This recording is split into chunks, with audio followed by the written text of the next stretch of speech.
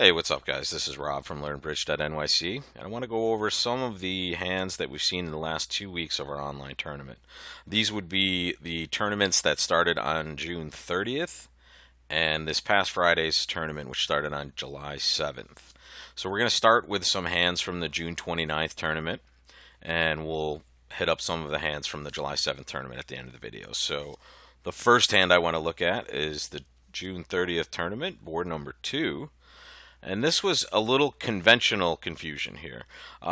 We have a convention that's helpful in auctions that we're about to see on this hand, and we can see that about a little more than half of the field didn't actually use this little helper that we have here and bid something else that got you to these certain contracts. The cool part about it is if you got the convention wrong or you didn't use it, you achieved a pretty good score compared to those of us that actually used the convention.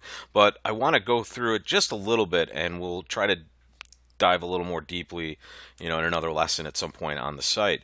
But this is a support double situation, and here's what happened on this hand. South starts the auction by opening one club, and it goes pass, one heart by the North, and at every table the East chair, which is the robot, bids one spade. Now, I don't want you to think this is normal, guys. We're always going to overcall with 5-card suits.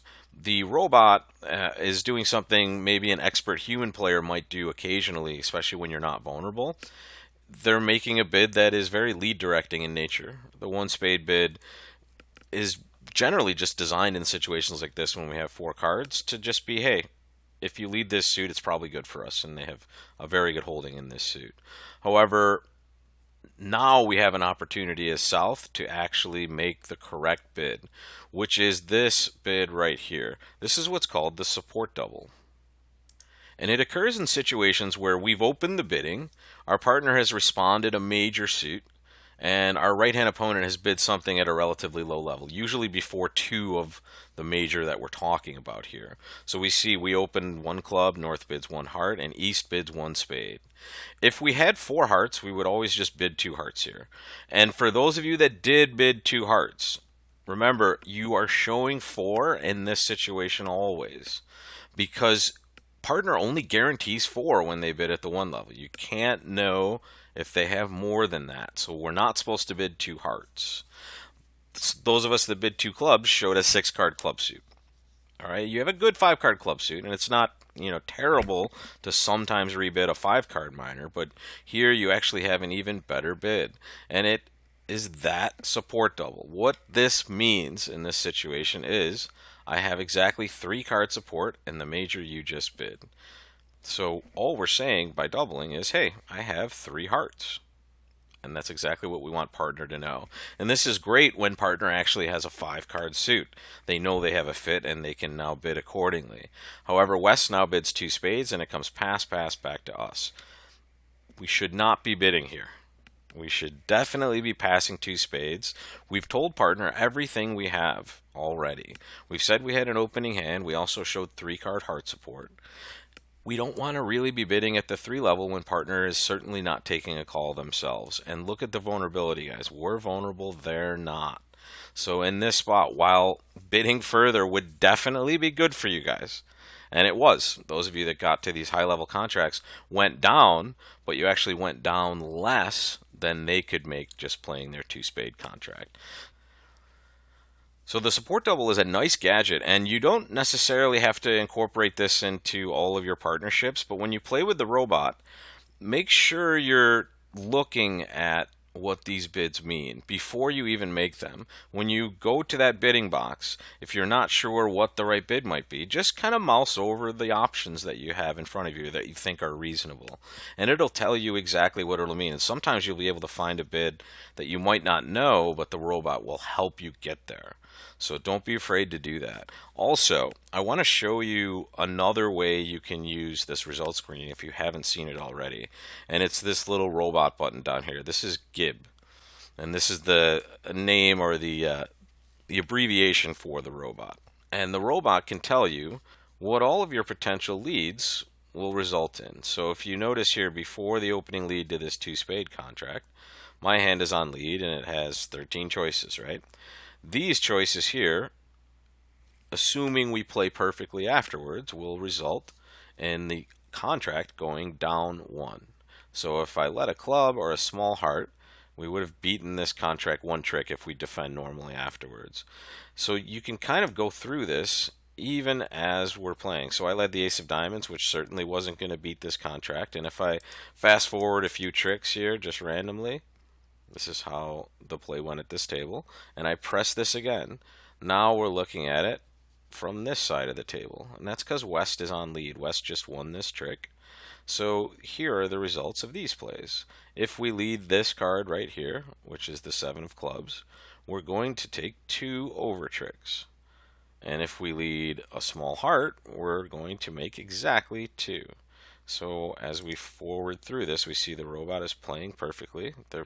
They played the only card that would give them 2 over tricks. And if we come over here, now we see the same thing. So as you are looking through hands, especially with some player defense problems, you can use this little button to tell you, hey, I could have done a little better by leading this particular card according to the robot. Now, I don't want you to think this is always what you should be doing, because sometimes this number is based on just an irrational play. The robot knows every hand at this point, right? So it can see the result of every single card being played. So just because it says I can make this many tricks or beat it this many by leading a certain card, doesn't necessarily mean it's the right play in a real situation. But it's certainly the correct play if you could see all the hands. So it's a really cool tool to show you the possibility at any point in any hand, and it'll work no matter what you're looking at. Every hand you'll be able to see the possibilities of taking extra tricks or beating at extra tricks. The next board I want to look at is board 5 from June 30th. We started this auction as South, and we opened 1 club after our partner and our right hand opponent passed. Our left-hand opponent bid 1 diamond, and our partner made a perfect negative double, right? They have both 4-card majors, and that's what we should be showing in this situation over 1 club, 1 diamond. We could just bid a single 4-card major if we had it, so the double shows both of them. East now bid 2 diamonds, just raising their partner's overcall. And here's where it kind of went weird at some tables. We do not have to bid anymore, guys, when the opponent bids after our partner's double. And I think that might have confused some of you, because we had a lot of you bidding 2 hearts with your hand. And 2 hearts would show 4 hearts, because we're raising our partner's 4-card suit that they've shown us. Now in some situations they may have more, right? But all we know about is the fact that they have 4 hearts. But here's the beauty of all these situations. The reason we do not have to bid after our right-hand opponent bids 2 diamonds is because we've essentially shown this hand to our partner. We opened the bidding 12 to 21 points. We have exactly 12 points. We don't want to be bidding a 5-card club suit at the 3 level. We would definitely be showing a 6-card suit and probably extra values, especially considering the vulnerability again on this hand. We're vulnerable, they're not. Right, so just because partner makes a negative double, when the opponent bids to your right, if you don't have a bid that you want to make, don't make a bid. Partner will do what's right when it comes back to them. And now at my table it went pass by me, West passed, and North now doubled again. And this is another takeout double. And this just says, hey, I want you to bid something. Right? I definitely have the other suits, and I can probably tolerate, a club bid here as well. Now it comes back to my hand, and I chose to bid 2 hearts. I did think about bidding 3 clubs as well, but here I kind of want to stay at the lowest available level and still give us a shot to make this contract, because it doesn't sound like partner has a terrific hand. They certainly didn't open the bidding, and partner might not even have that good of a hand. So I'm very happy to try to buy it here, and now it goes pass 3 diamonds, and we passed it out. Defending is not a bad thing. I know when you're playing a robot tournament like this, you think it's always you that needs to play the contract. And that's just not true sometimes. Sometimes it's okay to let the opponents play, even though you know you have the best hand at the table. Sometimes partner's not going to have a great hand, or you're not going to have a good fit.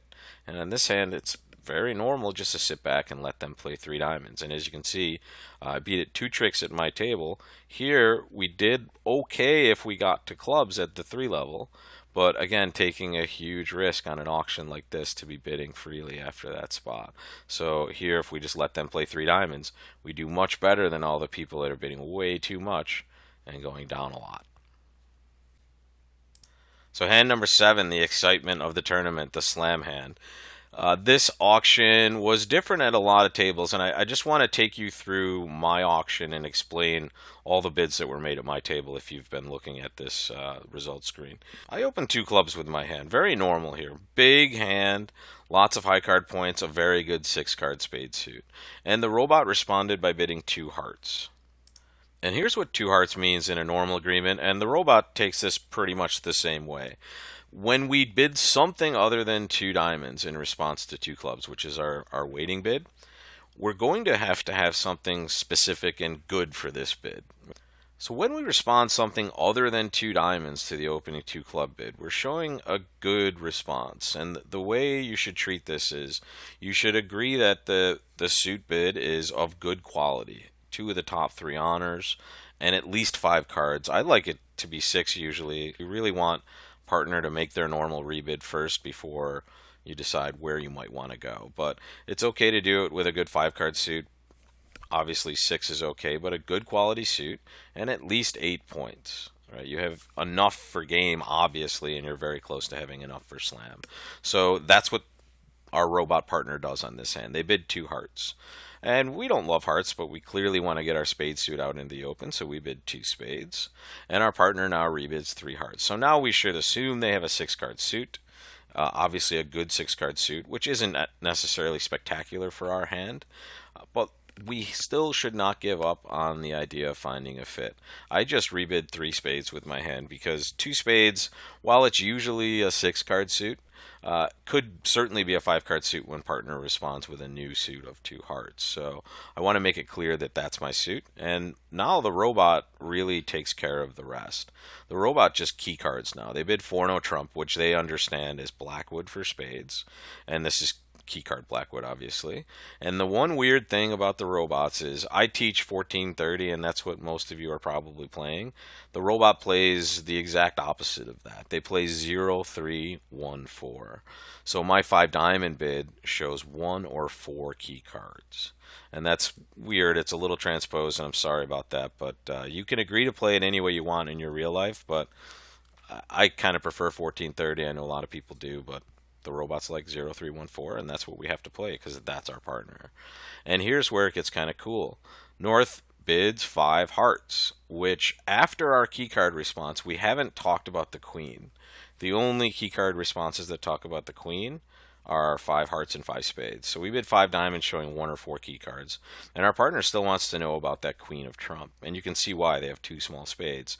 They kind of want to make sure we have a good spade suit to be playing slam. So they bid 5 hearts. And now my hand bids 6 diamonds. And this is kind of a little more advanced way to show the queen of trump. If we bid 5 spades, we would be denying the queen of trump, and that's what we would do if we didn't have it. But when we have it, we can also exchange another piece of information along with that. So the 6 diamond bid said, I have the queen of trump, and I also have the king of diamonds. And that's exactly what the robot took it as. But they still bid 6 spades. And now, from your side of the table, when you've told partner essentially everything you have, and that's really what you've done here, and they place the contract, you're done. You're just going to play 6 spades. So I think that's probably your best auction, and that's the suit you really want to be in. There were a lot of people that were in 6 no trump. Many of you had very quick auctions to 6 no trump, and some of you didn't let partner know about the strength of that spade suit. So while it worked out really well for you, it could have been a much more difficult proposition and maybe even a possibility of making less tricks in no trump than in spades, especially with the shape that you're looking at in the south hand. So that was a very exciting hand for the second to last hand, and we had another interesting hand if we made the right bid initially with board 8. The auction started with 2 passes and East preempted with 2 hearts. And this is another interesting hand. East has a 7-card heart suit, but they hate their hand so much that rather than bid 3, they bid 2 hearts. And it's interesting, we're all not vulnerable. So this isn't necessarily all systems go for, very aggressive preempts because we have equal vulnerability. The robot made a very reasonable third seat two heart opening bid. They may have bid three if the vulnerability was white red. That would be a spot where you could be even more aggressive. So when East starts with two hearts, our hand is obviously great for everything but hearts. We have two five-card minor suits. We also have a very strong hand, considering the shape of our hand and the cards that we have in our suits. So this is a situation where even though you don't have four spades, it's going to be right to double way more often than not. If you bid one of your minor suits directly, you got somewhere probably too high for the hands that you and your partner have. If you double, though, you're going to play exactly what probably half the field played, and that's two hearts doubled. Because when you double, and it's definitely a takeout double, guys, until your partner sees their hand, right? When you double and it goes past to them, they are so happy to just pass and defend with this terrific trump suit that they have in their hand. So if you did double, you get rewarded with a really nice result at the end because you can beat two hearts doubled, three tricks on the best defense, which starts out with a very normal ace of diamonds lead, and then we just take a bunch of tricks from there, especially in the trump suit. So two hearts doubled should be plus 500. If you didn't get it for the full 500, just take a look at how the plus 500 is defended. That'll show you maybe what you might have done better or differently. So let's move on to the July 7th tournament. We're going to start with board 2 again on this one. We have the same board 2 that we had last time. What we have is a bid that probably should have been past the three diamond bid. We had a lot of people bidding above three diamonds here and honestly getting rewarded handsomely for it. However, I want to tell you why it was right to just play three diamonds on this hand. When we've opened the bidding and we started with an opening bid of one spade in the south, our left-hand opponent bid two diamonds and our partner doubled. And here's all we should know about partner's hand. Partner has four hearts. They probably have around 8 or more points, but sometimes they can do this a little light with some extra shape, and they clearly had extra shape on this hand. But when partner doubles, all they are guaranteeing is a 4-card heart suit. So we had a lot of people getting to 4 hearts on this hand, and here's how they did it. After the double, East makes a normal 3 diamond bid, and we bid 3 hearts with the south hand. Now this is a very big bid, and it's very risky because of what we should be showing and what we don't have. So our hand is okay shape-wise. We have a terrible spade suit, queen empty fifth. We have a minimum really for our range of bids, and we do not have a fit at this point. That's the key thing, guys. We know partner has 4 hearts, but that's all we know. So we do not have a confirmed fit, and what we're doing is we're bidding freely at the 3 level when we're vulnerable and they're not, without a confirmed fit and with a minimum hand. So you want to pass in this situation. It's for the same reason we talked about earlier in the video. You've opened the bidding. So if it's right to continue, and it honestly might have been right for partner to reopen double on this hand with this much shape, but they chose to pass also. But the key thing is you leave that decision up to your partner and you let them decide where they want to play, how high they want to play, because you have done a good job of describing your hand as much as you possibly can at this point. When it gets back to you and you're deciding between 3 hearts or 4 clubs, you should just scrap both of those options considering how high they will get you and without any sort of confirmed fit at the moment. So be careful in these spots. If you did bid, you did great, and congratulations. That was an excellent result. A lot of you bid, obviously, because we have a lot of results up here in the stratosphere. But really, when partner doesn't cooperate, we can just let these go. Board 4 saw a very reasonable slam come along. The auction at my table started with my partner opening 1 spade, and I bid 2 diamonds. And West preempted with 3 hearts. And this was probably the start of the auction at pretty much every table if we look at this. Yeah, 1 spade, 2 diamonds, 3 hearts, and my partner passed, and East bid 4 hearts. So the East-West players did a terrific job of preempting this particular auction. here's what I was thinking about as south before I made my next bid. And you want to be careful not to be too speedy in these tournaments because the robots are going to bid like, instantly. Give yourself a few moments and think about what's gone on so far. And here's what we know. Partner opened the bidding, and we certainly have a spade fit. So if we just do some sort of high card point look at this point, we know we have 16 high card points. We also have shortness in the suit the opponents are bidding aggressively, so we can add a couple points to that. And now we have about 18 points, and partner opened the bidding. And we have very good cards in all of our suits. So this hand is slam worthy. At this point, I wasn't sure whether to bid six spades or do something else that was going to get my partner to kind of cooperate. But I bid five spades, and this is weird. In a realistic situation with a real partner, five spades is kind of a special bid. It asks for second round control in the opponent's suit usually. However, the robot usually takes these bids as just old school. Usually back in the old days, five spades was just, hey, I'm inviting you to slam if you have anything extra to tell me about. So that's what I was trying to get the robot to do. I kind of don't mind if they pass if they've really opened a clunker in second seat. However, I wanted to give them the chance to do it. I know a lot of other people just jump to six spades. I think that's very reasonable as well. And in fact, I was a little worried when I bid five spades because as soon as it left my clicker here, I just said, oh man, I should have bid six. But luckily, partner bid six diamonds, and I just corrected to six spades. Six spades is makeable. I know Raluca made six spades, and I think a couple people made six spades. Yes, Raluca played and made six spades. You just have to make sure you take the spade finesse a couple of times, and you have enough tricks to take care of 12. I actually went down because I'm terrible, so I don't want to talk about it. But if you didn't at least investigate slam, you want to take another look at this hand and see how strong your hand is. And honestly, if you don't look at the East-West cards and see kind of the bad break here, you can see this is a very good slam, even without seeing what's going on with your opponent's cards. We really have one potential loser in the spade suit, barring a disaster. So this is a good slam to be in. Almost the entire field was in four spades. Only a few people attempted to play six. Board six saw another opportunity for us to pass and not bid. And it started with our opening one no trump bid.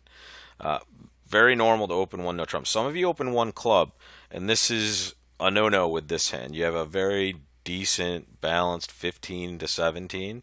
You open one no trump. This is perfect for that bid. If you did open a club, though, got paid off for sure. Partner actually bids a lot when you do open one club because they have such a good fit. On a normal auction, we open one no trump. West chose to bid three diamonds. It came back to us, pass. When you open one no trump, you have to remember one big thing. You have told your partner such a good story about your hand that you don't have to bid again if they don't force you to. So this never changes. The only time you might consider bidding is if you open one no trump with a weird hand and like a six card minor, and it went like one no trump, three clubs, pass. Maybe you bid three diamonds, but I don't think any of you are doing that on a regular basis. At least I hope you're not. And for the most part, when you open one no trump and they bid something and it comes back to you, you're out of the auction. Partner did not do anything, and they could have done any number of things in response to this auction, and they didn't. So you trust them, and you just pass, and you play three diamonds, and you get a pretty good result. Three diamonds, even when they make an over trick, you're getting 60.8%. So that's a very good spot. Okay, and last but not least, I want to look at the play for board number 5 in this last week's tournament, July 7th. And I want to look at it from only South's perspective. I want to see what we all should have seen on this hand. The auction started with us opening one no trump, very normal.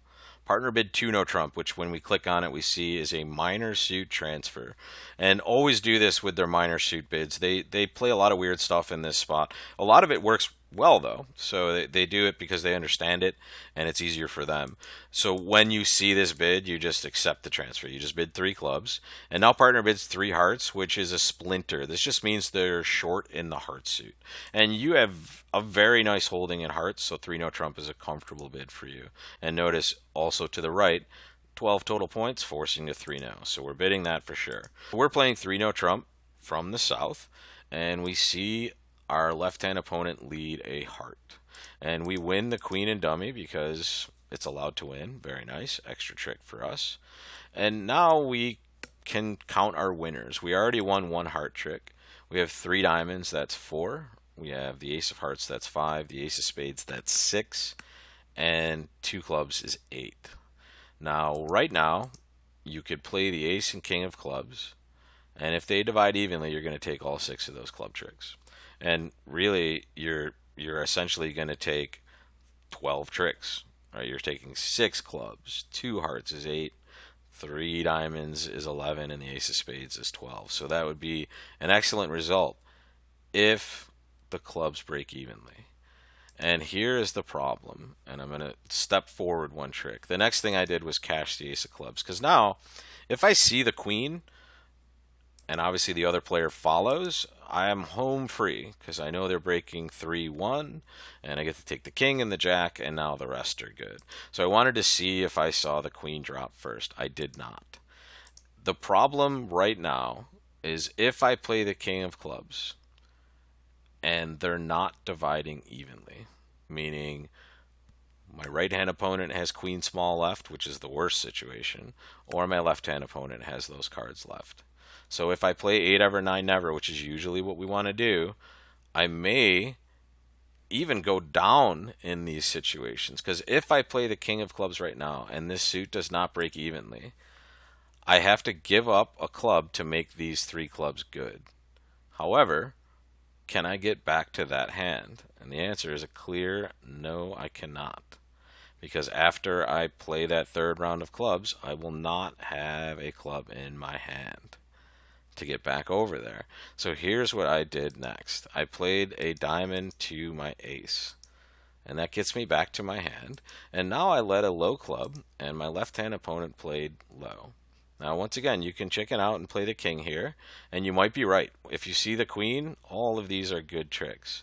But if you don't, you're stuck with 4 clubs over there, 3 of which are winners that you'll never be able to take. And now you're stuck with just the number of tricks we counted in the beginning. So here's where I just took a finesse. And this is the cool part. If you're getting a bad break and the queen is here, you've now just taken the entire suit. Because now the king will take the queen away and you have the rest of the tricks. But here we see the queen takes this trick. And now you might be kicking yourself saying, man, if I just played the ace king, all of my clubs would have been great. I would have taken all of those tricks. But here's the beauty of this play. Especially if we're playing in a team game, this is a must play. In match points, you might just decide to go for broke and play both clubs and hope for the best. But here, you've now guaranteed yourself the contract. You're absolutely going to take not just 9 tricks, you're going to take 11 tricks on this hand because you will be able to get to dummy. You've taken this ace of spades that they return, and now you have this last entry to dummy, which we will use to get over there and play all of our clubs. Bingo. So you might have given up 1 trick in this exchange on this particular hand, but trust me, if they were breaking badly for you, you would be the one making 5 when some people would be going down 1. So that's a pretty good trade-off. So we're running the tournament again this week, and we're going to have some of the pros back. They were playing in a big event in Japan and elsewhere around the world, so I think we'll have a little bit more of a showing of the big pros this week, so hopefully you guys will do just as well as you've been doing. The amateurs have been crushing it, so great job everybody. The results are up there above this video, so enjoy, and I will see you next time. Take care, guys.